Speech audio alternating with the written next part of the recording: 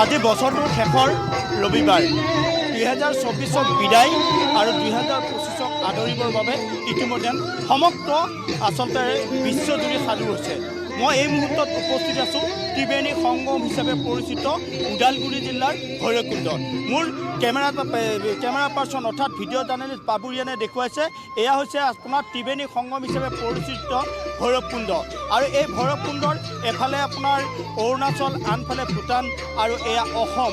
আৰু এই অসমৰ এই স্থানতে প্ৰাকৃতিক সৌন্দৰ্যৰ ৰম্যভূমি। আচলতে ইয়াত মই দেখুৱাইছোঁ এই ধৰণে বছৰটোৰ শেষৰটোৰ দিনত এই ধৰণে আচলতে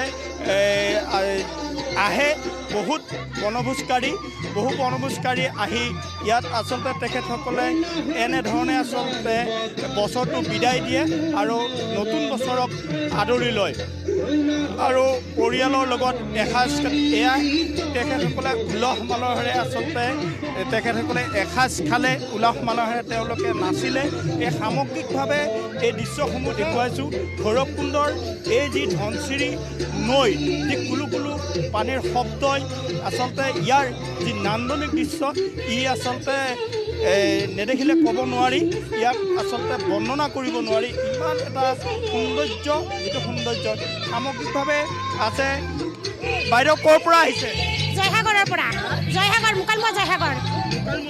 নলবাৰী। নলবাৰী। কিমান আহিছে? আমি 40জন মান আছোঁ, বাছত আহিছোঁ মুকালমুৱাৰ পৰা। এয়া এই ধৰণে তেখেতসকলে আচলতে আনন্দ এয়া সামগ্ৰিকভাৱে মই দৃশ্যসমূহ দেখুৱাইছোঁ। বহুত আচলতে এয়া দৃশ্যসমূহ আচলতে দেখুৱাইছোঁ।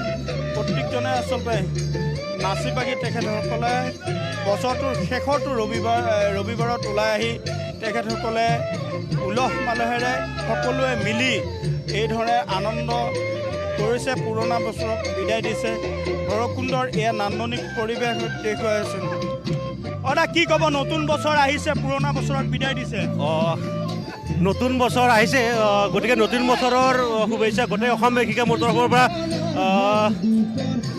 ভৈৰৱকুণ্ডত কিয় আহিলে? ভৈৰৱকুণ্ড এটা বহুতেই ভাল ঠাই, মানে ইয়াতে মানে বনবস্তলী বহুত সুন্দৰ। গতিকে ইয়াত সেইকাৰণে আমি আগৰ পৰা শুনি আছোঁ যে ভৈৰৱকুণ্ড এটা বহুত সুন্দৰ ঠাই। গতিকে আমি সেইকাৰণে আমি ইয়াত আহি যে ইয়াৰ সুন্দৰ উপভোগ কৰিবলৈ আহিছোঁ ইয়াত। আৰু বহুত সুন্দৰ মানে কি ভৈৰৱকুণ্ড। গতিকে কোনোবাই যদি ভৈৰৱকুণ্ড আহিম বুলি ভাবি আছে, গতিকে আপোনালোকক যদি ক'লোঁ যে ভৈৰৱকুণ্ড আহক, উপভোগ কৰক, এনজয় কৰক, বহুত বঢ়িয়া পৰিৱেশ। সকলোৱে এনজয় কৰিছে আৰু এয়া মই দেখুৱাই আছোঁ এই সময়ত দৃশ্য আৰু এনেধৰণে আছে। বাইদেউ কি ক'ব, নতুন বছৰ আহিল, পুৰণা বছৰ বিদায় দিব, আজি পুৰণা বছৰটো বিদায় দি সঁচাকৈ বহুত বেয়া লাগিব, কিন্তু নতুন বছৰক আমি আদৰি ল'ম বুলি আশা ৰাখি পিকনিক খাবলৈ আহিছোঁ। কি ক'ব অসমবাসীক, কি ক'ব? অসমবাসীসকলে যে ভালে কুশলে থাকে আৰু আগত দিনত যে ভালে কুশলে আৰু ভাল হয়, সেইটোৱে ভাবোঁ আমি।